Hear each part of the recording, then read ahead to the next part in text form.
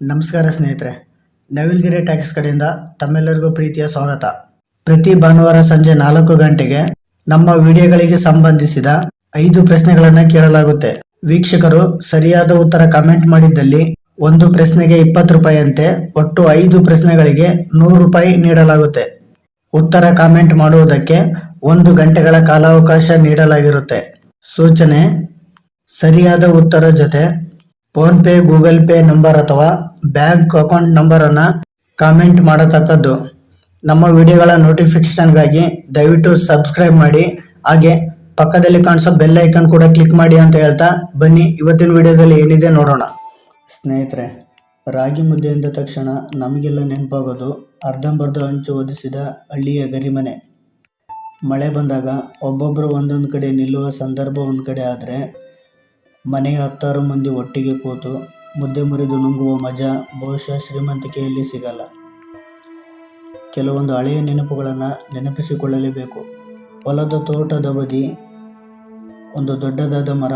ಆ ಮರದ ನೆರಳಲ್ಲಿ ನಿಮ್ಮೆಲ್ಲರ ತಾಯಿ ತಲೆಯ ಮೇಲೆ ಹೊತ್ತು ತಂದ ಬುತ್ತಿಯ ಗಂಟನ್ನು ಬಿಚ್ಚಿ ಎಲ್ಲರ ಕೈಯಲ್ಲಿ ಒಂದೊಂದು ತಟ್ಟೆ ಹಿಡಿದು ಅದರಲ್ಲಿ ಒಂದು ಮುದ್ದೆಯ ಜೊತೆಗೆ ಸಾರೋ ಇಲ್ಲೋ ಗೊಜ್ಜೋ ಹಾಕಿ ಮುದ್ದೆಯ ಮೇಲ್ಭಾಗದಿಂದ ತುತ್ತು ಮುರಿತಾ ನುಂಗ್ತಾ ಇದ್ದರೆ ಒಂದು ಮುದ್ದೆ ಖಾಲಿಯಾಗುವಷ್ಟರಲ್ಲಿ ತಟ್ಟೆಯಲ್ಲಿ ಮತ್ತೊಂದು ಮುದ್ದೆ ಪ್ರತ್ಯಕ್ಷ ಆಗಿರುತ್ತೆ. ಇದೇ ಹಳ್ಳಿಯ ಜನರ ಜೀವನ ಮತ್ತು ನಮ್ಮ ಹೆಮ್ಮೆಯ ರೈತರ ಪಾಲಿಗೆ ಬಿರಿಯಾನಿ. ಮುದ್ದೆಗೆ ಸಂಬಂಧಿಸಿದಂತೆ ನನ್ನ ಹಳೆಯ ಫ್ರೆಂಡನೊಬ್ಬ ನೆನಪಾಗ್ತಾನೆ. ಅವನ ಹೆಸರು ಕರಿಯ ಅಂತ. ಹೋಟೆಲ್ ಒಂದರಲ್ಲಿ ಕೆಲಸ ಮಾಡ್ತಿದ್ದ. ಈ ಬಲಭೀಮ ನೀರು ತುಂಬಿಸೋದಕ್ಕೆ ನಮ್ಮ ಬೋರ್ವೆಲ್ಗೆ ಬರ್ತಿದ್ದ.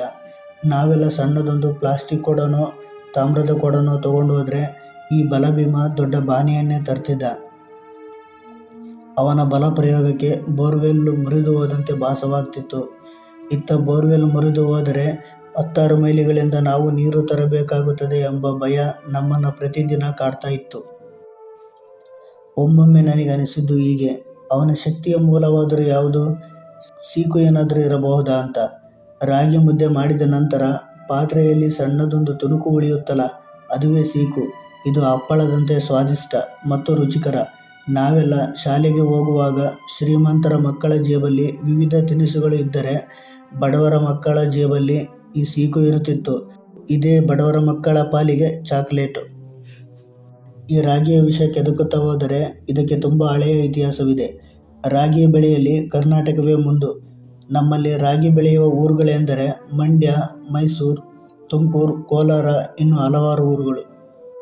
ಪುರಂದರದಾಸರು ಯೋಗ್ಯರಾಗಿ ಭೋಗ್ಯರಾಗಿ ಎಂದು ರಾಗಿಯ ಶ್ರೇಷ್ಠತೆಯನ್ನು ಎತ್ತಿ ಹಿಡಿದರು. ಮತ್ತು ಕನಕದಾಸರು ರಾಮಧಾನ್ಯ ಚರಿತೆಯನ್ನೇ ಸೃಷ್ಟಿಸಿದರು. ಯಾಕಂದರೆ ಇಟ್ಟಂ ತಿಂದಂ ಬೆಟ್ಟಕ್ಕಿತ್ತಿಟ್ಟಂ. ಅದೇ ಮಾತು ನಮ್ಮ ಹಳ್ಳಿಯ ಜನರ ನಂಬಿಕೆ. ಮುದ್ದೆಯನ್ನು ಒಂದು ಕಡೆಯಿಂದ ಮತ್ತೊಂದು ಕಡೆಗೆ ಉರುಳು ಬಿಟ್ಟರೆ ಅದು ಸುತ್ತುವ ಹಾಗೆ ನಮ್ಮ ಭೂಮಿಯು ಕೂಡ ಕಾಲದ ಸುತ್ತ ಸುತ್ತುತ್ತದೆ. ಅಣುಯುಗದಿಂದ ಶಿಲಾಯುಗಕ್ಕೂ, ಶಿಲಾಯುಗದಿಂದ ಮತ್ತೊಂದು ಯುಗಕ್ಕೂ. ಮುದ್ದೆ ಮಾಡುವುದಕ್ಕೆ ಅದರಲ್ಲಿ ಪಳಗಿದ ಕೈಗಳೇ ಆಗಬೇಕು. ಅಂದರೆ ನಿಮ್ಮೆಲ್ಲರ ತಾಯಿಯೇ ಆಗಬೇಕು. ಸುಡುವ ರಾಗಿ ಹಿಟ್ಟನ್ನು ಕೈ ಒದ್ದೆ ಮಾಡಿಕೊಂಡು ಉಂಡೆ ಕಟ್ಟುವ ಕೆಲಸ ಸುಲಭ ಅನಿಸಿದ್ರೂ ಕೂಡ ಅದು ಬಲು ಕಷ್ಟದ ಕೆಲಸ.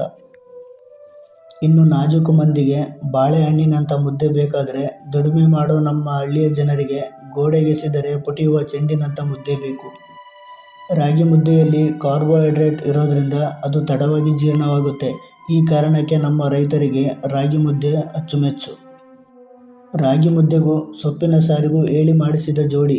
ಇನ್ನು ನಾಟಿ ಕೋಳಿ ಸಾರಿನ ಜೊತೆ ಮುದ್ದೆ ಮುರಿದು ನುಂಗ್ತಾ ಇದ್ದರೆ ಅದು ಪದಗಳಿಗೆ ನಿಲುಕದ ರಸಾನುಭವ. ನಮ್ಮ ಅಜ್ಜ ಅಜ್ಜಿಯರು ಮುದ್ದೆ ತಿಂದು ಬದುಕಿದಷ್ಟು ಕಾಲ ರುಚಿಯಾದ ಊಟ ತಿನ್ನುವ ನಾವು ಬಹುಶಃ ಅಷ್ಟು ದಿನ ಬದುಕಲಾರೆವು. ಇದಿಷ್ಟು ನಮ್ಮ ರೈತರ ಕಡುಬಡತನ ಮತ್ತು ಆಹಾರ ಪದ್ಧತಿಯ ಶ್ರೇಷ್ಠತೆಯನ್ನು ಮತ್ತೊಮ್ಮೆ ಎತ್ತಿ ಹಿಡಿಯುವ ಸಣ್ಣ ಪ್ರಯತ್ನ ಸ್ನೇಹಿತರೆ. ವಿಡಿಯೋ ಇಷ್ಟ ಆದರೆ ಪ್ಲೀಸ್ ದಯವಿಟ್ಟು ಸಬ್ಸ್ಕ್ರೈಬ್ ಮಾಡಿ, ಹಾಗೆ ಪಕ್ಕದಲ್ಲಿ ಕಾಣಿಸೋ ಬೆಲ್ ಐಕನ್ ಕೂಡ ಒತ್ತಿ, ಮತ್ತು ಲೈಕ್, ಶೇರು, ಕಮೆಂಟ್ ಮಾಡ್ತೀರ ಅನ್ನೋ ಭರವಸೆಯಿಂದ ಬೇರೆ ಕತೆ ಜೊತೆಗೆ ಮತ್ತೆ ಸಿಗ್ತೀನಿ. ಅಲ್ಲಿವರೆಗೂ thank you for watching and love you. Take care.